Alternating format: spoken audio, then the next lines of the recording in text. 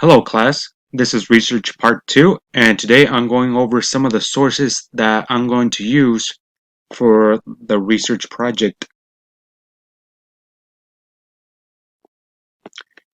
So, the first one we're going to go over is library from Library of Congress. And here we're going to see how the US entered World War II, which I did cover uh, in the last research, the part 1. Here we see that the entry of the United States in World War II changed the lives for every American citizen, and including the drafts, the money the U.S. spent, and millions of men and women from the U.S. entered the military. And because of that, they experienced things they thought they would have never experienced. They had to move a lot from to the Atlantic, Pacific, Gulf coasts, where they had their bases.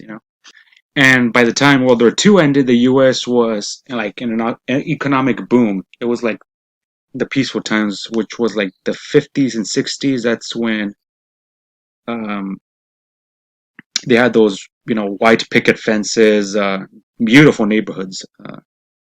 So yeah, the 50s and 60s were when the U.S. was in its prime, like economic wise.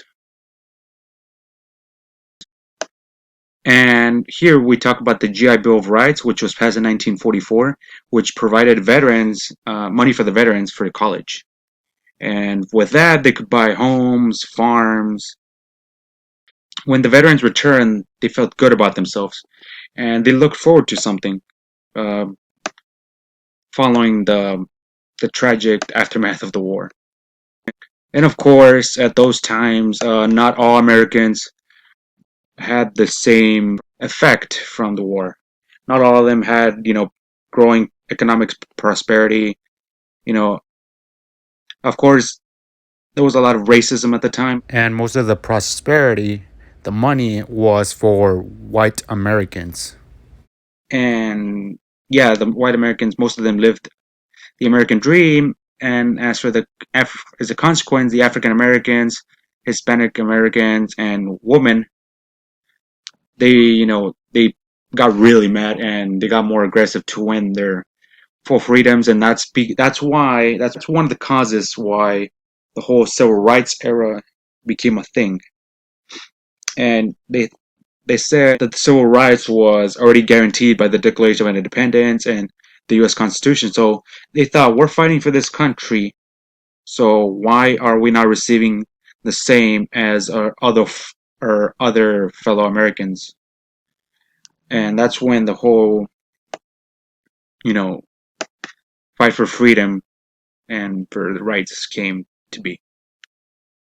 And of course, not all of it was sunshine and rainbows.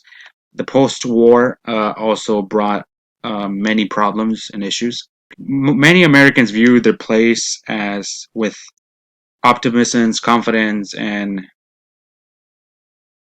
because of that, confidence brought threats and problems. And by 1948, the Cold War appeared between the US and its allies and the Soviet Union and its allies. And in the next 20 years, the Cold War brought many tensions between the United States and Russia. And, that's when the whole fear of communism came to be. So for the next 40 years, Russia and the US were not at the best terms. Let's just say that. In the next 20 years following 1945, there was a lot of political issues concerning the Cold War and anti-communism. Now let's look at our next source, which is the Holocaust Encyclopedia. I believe I talked about this in my first assignment. So now we're going to go back here and talk about the Axis alliance in World War II, which is the Axis powers, which was Germany, Italy, and Japan. And here we see, okay, here they talked about more about the Axis powers, which as I just mentioned, which was Germany, Italy, and Japan, and the Allied powers, which was Great Britain, the U.S., and the Soviet Union, which the Soviet Union just left Germany. They just cut ties with Germany. So the Axis here it says the Axis powers had two common interests: territory expansion, foundation of empires, control, power, usual bad guy stuff, and the destruction of the Soviet communism. Yeah, which the U.S. also didn't like, but at this point they really couldn't do anything. That was a later problem for them with the Cold War. On November 1st, 1936, Germany and Italy announced a Roman-Berlin Axis 1 week after signing their Treaty of Friendship after they found a common interest. Nearly a month later, Germany and Japan signed the Anti-Comintern Pact, which was directed at the Soviet Union.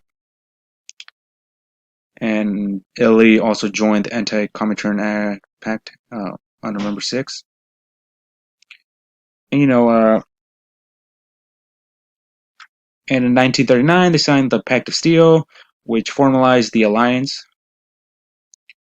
And finally, in 1940, September 27, 1940, Germany, Italy, and Japan signed the Tripartite Pact, which became known as the Axis Alliance, the Axis powers. And here is more about the problems happened before the pact.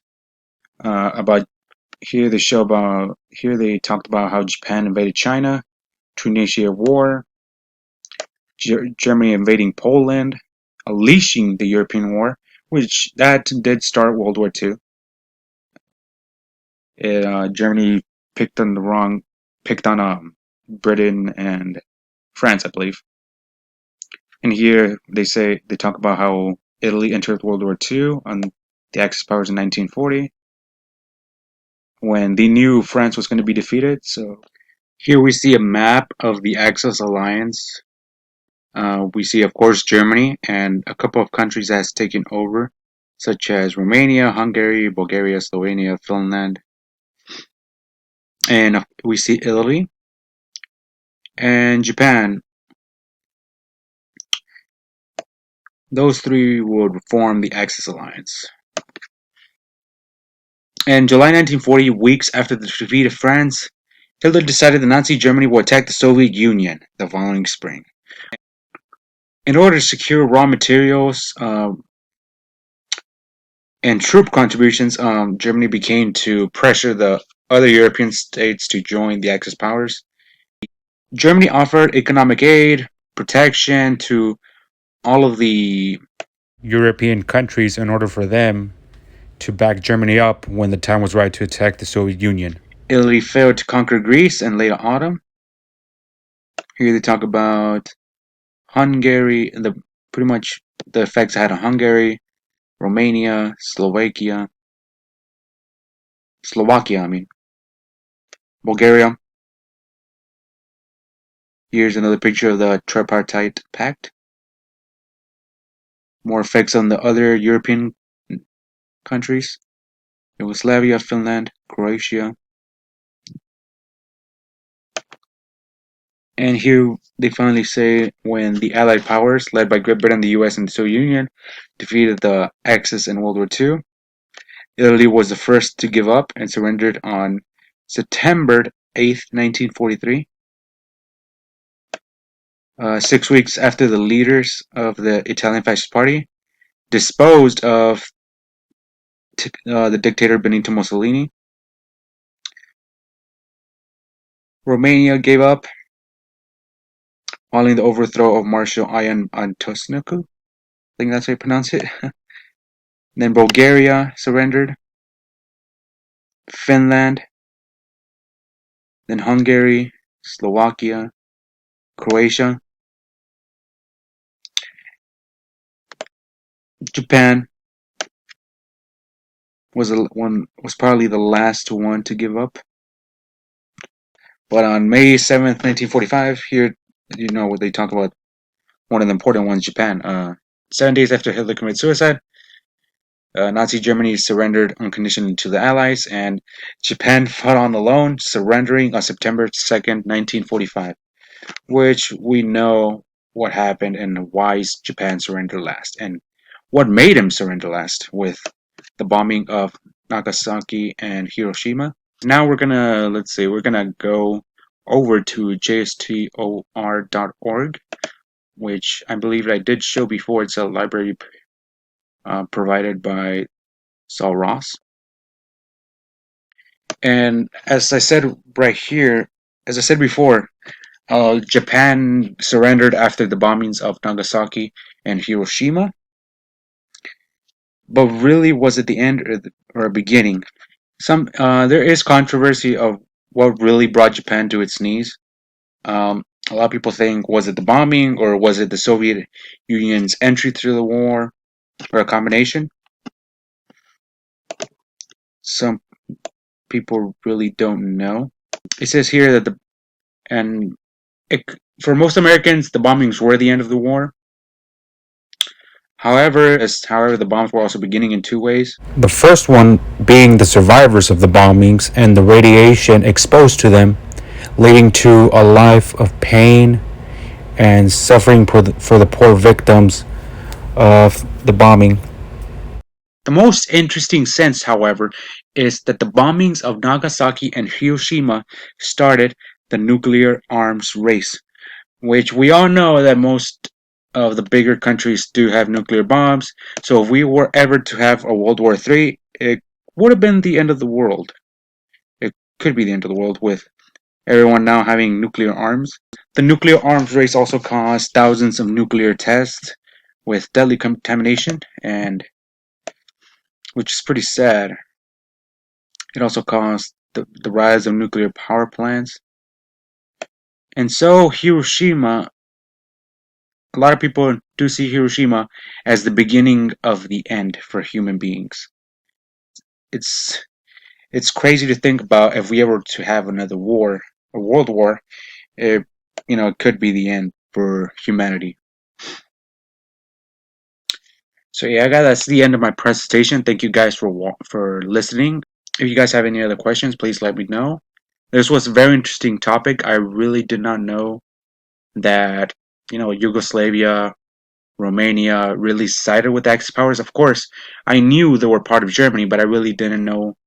They kind of fought alongside them, as they were like the sidelines. So we can say that.